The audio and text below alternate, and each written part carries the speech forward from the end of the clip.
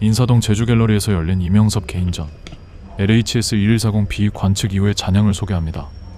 제목만 보면 우주에 있는 어떤 별의 이름처럼 느껴지기도 하는데요. 전시장에 들어가면 이 말이 단순한 장식이 아니라는 걸 곧 알게 됩니다. 작가는 지구와 닮았다고 알려진 행성 LHS-2140B를 하나의 렌즈처럼 가져와서 우리가 너무 익숙하다고 믿어온 현실의 감각을 다시 흔들어 놓습니다. 익숙함은 편안하지만 동시에 어떤 것들을 보지 않게 만드는 필터가 되기도 하니까요. 이 전시는 그 필터를 잠깐 걷어내면서 우리가 무엇인가를 보거나 듣는 순간 너무 빠르게 의미로 정리해버리는 습관을 멈춰 세웁니다. 그래서 작품을 보는 동안에는 이게 뭘 말하는 걸까라는 질문이 따라오다가도 곧 내가 너무 빨리 의미로 묶어버리면 놓치는 게 생기겠구나라는 감각으로 이동하게 됩니다. 전시 제목에 들어있는 관측 이후의 잔향이라는 말은 바로 그 상태를 가리키는 것 같아요. 관측은 했지만 결론으로 정리되기보다 말로 고정되기 전에 떨림이 계속 남는다는 뜻처럼 들립니다. 전시 서문에서 릴케의 이야기가 등장하는데요.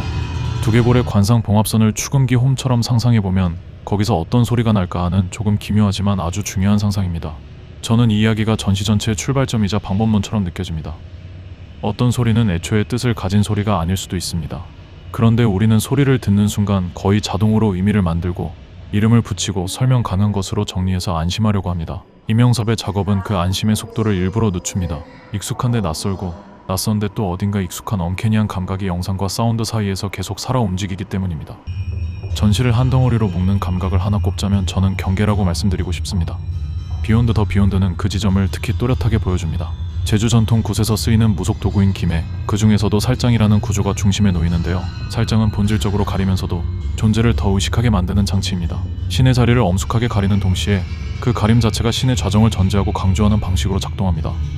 작품은 그 역설을 영상과 사운드로 확장시키면서 관객이 경계 앞에서 멈추고 통과하고 다시 돌아보게 만듭니다. 그래서 이 작업은 어떤 상징을 해설하는 수준에 머무르지 않습니다. 우리가 세계를 이해할 때 얼마나 많은 경계를 만들고 그 경계를 믿고 때로는 그 경계에 갇히는지에 대한 감각을 먼저 드러냅니다. 청각적 풍경에서는 그 경계가 감각의 문제로 이동합니다. 제주에서 채집한 소리로 만든 음악을 다루는데요. 이 작업은 관객이 익숙하게 기대하는 방식대로 듣는 것에 안주하게 두지 않습니다. 바이닐과 턴테이블이라는 익숙한 재생장치를 사용하면서도 소리가 실시간 영상으로 번역되는 과정을 통해 듣는 소리를 보는 소리로 전환합니다. 그러면 자연스럽게 질문이 생깁니다. 우리는 왜 소리를 곧장 이미지와 의미에 붙여서 이해하려고 할까? 그리고 풍경이라는 단어 속에 이미 준비된 감각의 틀이 얼마나 강하게 들어있을까 하는 질문입니다. 이 작품은 제주를 풍경 감상으로 제공하기보다 감각이 번역되고 편집되는 과정을 관객이 체감하도록 구성합니다. 그래서 소리가 예쁘게 들리도록 만드는 것이 목적이 아니라 소리가 의미로 굳기 직전의 상태를 다시 꺼내놓는 느낌이 강하게 남습니다.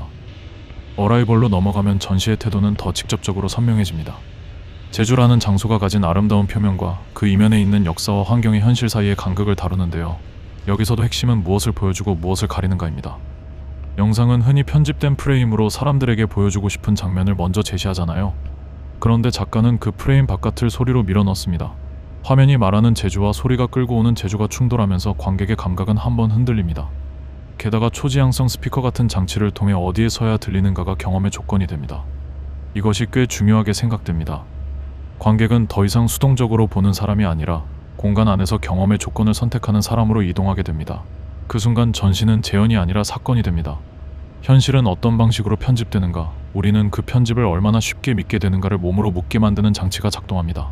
건너방에 설치된 언타이틀드는 전시의 문제의식을 날카롭게 끌어올립니다.